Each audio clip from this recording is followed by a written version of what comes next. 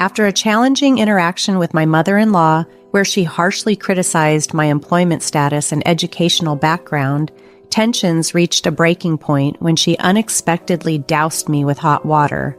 This shocking act was completely unwarranted, and while I thankfully escaped injury, the potential for serious harm was undeniable. I was taken aback by her extreme actions, especially since it was my husband who was unemployed, not me. This growing resentment toward her unreasonable behavior became overwhelming. Enough is enough, I resolved. If this is what you want, I have no choice but to leave, I declared firmly. My mother-in-law seemed almost pleased by my decision to leave, showing no remorse. Unable to tolerate such a toxic atmosphere any longer, I decided to return to my parents' home. Unbeknownst to her, I had been the main financial supporter of our household, having taken up stock trading and earning approximately $41,000 a month after leaving my job. Despite being ousted, I was confident in my ability to sustain myself independently. My relationship with my husband, Eric, began in college, where we both studied economics and aspired to careers in finance. After securing jobs at different brokerage firms, Eric eventually proposed, and I eagerly accepted, looking forward to a joyful future together. However, our plans took an unexpected turn when Eric asked me to quit my job and live with him at his mother's home to avoid leaving her alone after his father's passing. Despite my initial reluctance, I agreed, hoping it wouldn't be a burden. Yet, given the recent events, I felt a deep sense of regret and determined never to assist my mother-in-law again, even as she faced financial difficulties. When Eric was in middle school, he became the sole companion to his mother after his father's passing. As an only child, he was deeply concerned about her well-being, which I understood and respected.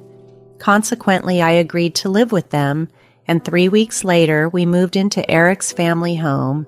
Initially, my mother-in-law seemed happy to have her son back home, but her demeanor changed drastically when she turned to me. Her cold, unwelcoming gaze made it abundantly clear that she did not approve of me.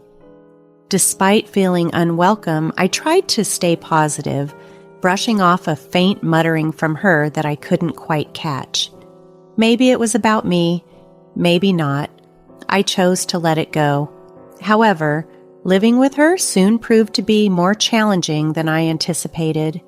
One morning, I was jolted awake by her loud voice demanding that I get up and make breakfast. It was only 5 a.m. Her reasoning, "Don't just lay around because you're not working," she scolded sharply. Although it felt ridiculous early, I didn't argue and started preparing the meal, all while enduring her constant critiques about my speed and efficiency. Breakfast was ready after what felt like an eternity, but it was only 25 minutes. I apologized for the delay, only to be met with more complaints about the time it took. Her next grievance was about the soup being too salty, which I honestly didn't think it was. But according to her, my cooking was a plot against her health. "What are you saying? There's something wrong with my taste? Are you trying to kill me quickly by feeding me such salty meals?" she accused. Stunned by her harsh words, I found myself questioning her motives. With a mix of curiosity and concern, I finally asked, "Why are you so harsh on me?" "What are you talking about? I don't think I'm being harsh. Are you trying to make me the bad guy?" That's not what I meant, but I was too overwhelmed by my mother-in-law's constant pressure to argue back. "Finish eating and start cleaning. After that, there's laundry to do, so there's no time to rest," she commanded. From that point on, every day became a relentless barrage of criticisms and tasks that wore me down mentally and physically. As I cleaned, she would point out, "You missed the dust in the corner." While doing laundry, she would complain, "There's still a stain."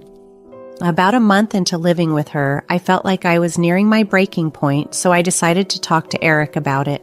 "It's about your mother," I began hesitantly. "She's been very critical every day, and it's becoming difficult for me. Could you please ask her to ease up?" Eric's response, however, was non-existent.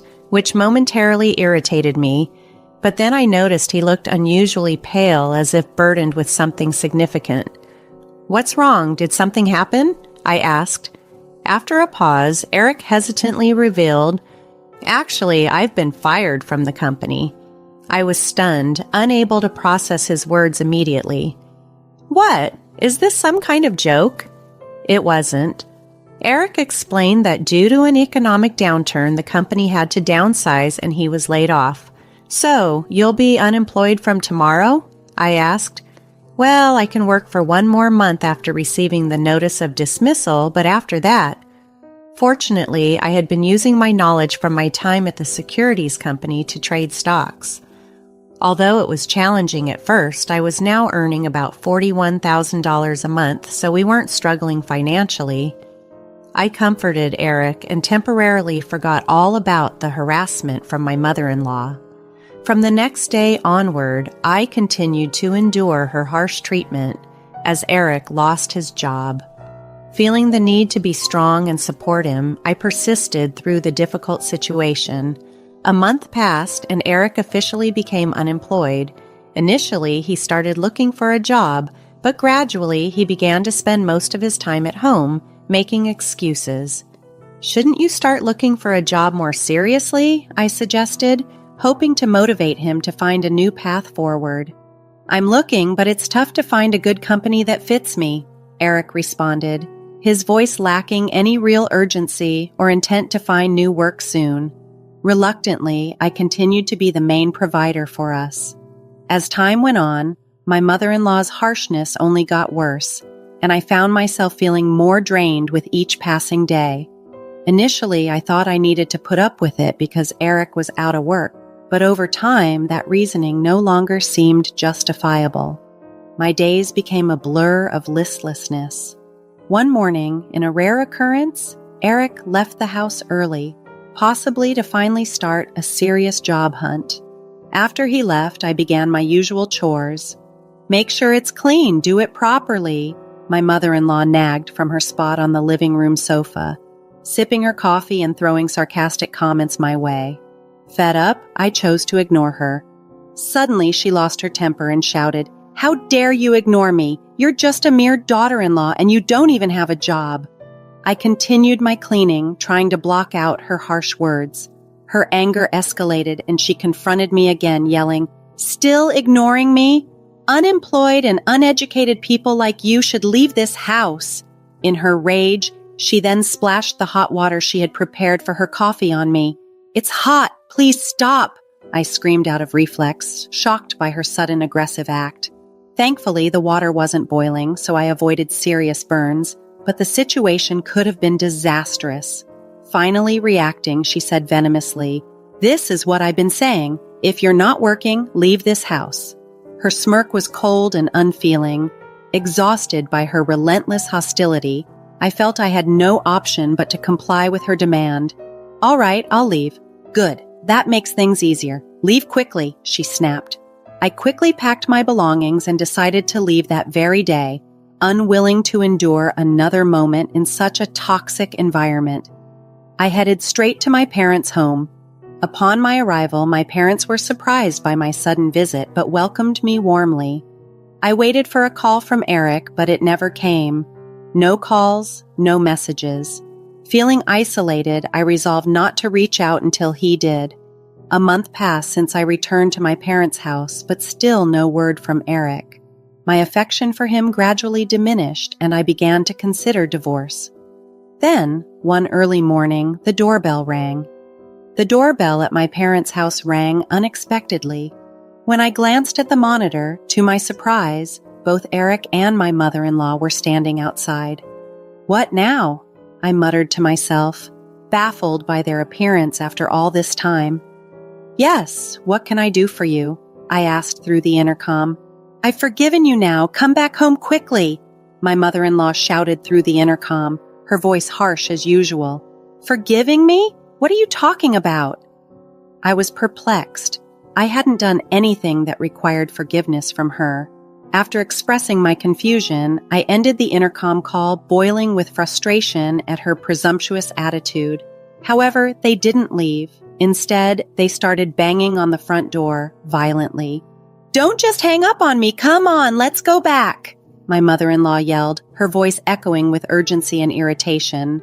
Concerned that their loud presence might disturb the neighborhood, I reluctantly opened the door and invited them inside. After seating them on the living room sofa, I asked about the reason for their sudden and unexpected visit. It was especially strange considering it had been my mother-in-law who had insisted I leave, and now here she was asking me to return. The whole situation was bewildering. "You're the one who told me to leave. There's no way I can go back now," I asserted firmly. Responding with visible frustration, my mother-in-law accused me of being childish and claimed she had forgiven me, insisting that I return and stay at her house. She even went so far as to say she'd let an unemployed and uneducated person like me stay there. But I'm not the unemployed one, it's Eric. And if I go back, you'll just take advantage of me every day. I might not be working, but what about your son, huh?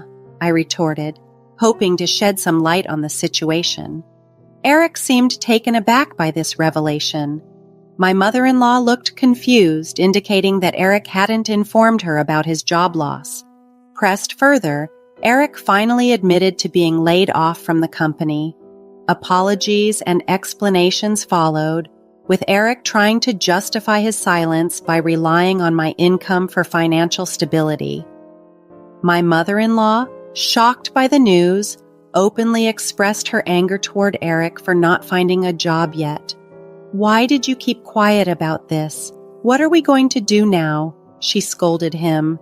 Eric assured her that my income would suffice for the time being, which only caused my mother-in-law to label him as worthless for not actively seeking employment. Fed up with Eric's excuses and the entire ordeal, I couldn't believe that they expected me to just return and pretend as if nothing had happened. When my mother-in-law suggested I come back, I flatly refused, considering all the mistreatment I had endured. Their unexpected visit quickly escalated into a heated argument, especially when the truth came out about my mother-in-law's shocking act of pouring boiling water on me. Eric was horrified to learn about this incident and confronted his mother. "Why did you do that?" he demanded. She confessed, attributing her actions to my ignoring her. This revelation ignited a fiery exchange between Eric and his mother, forcing me to step in and suggest they take their dispute back to their own home. My intervention, highlighting the discomfort their loud arguing caused in someone else's home, seemed to shift their attitudes. Previously assertive and domineering, they now turned to pleading, begging me to return and promising no further harm. However, I saw right through their assurances. Eric's promise to find a job lacked sincerity, and my mother-in-law's vow to avoid causing trouble seemed equally unreliable.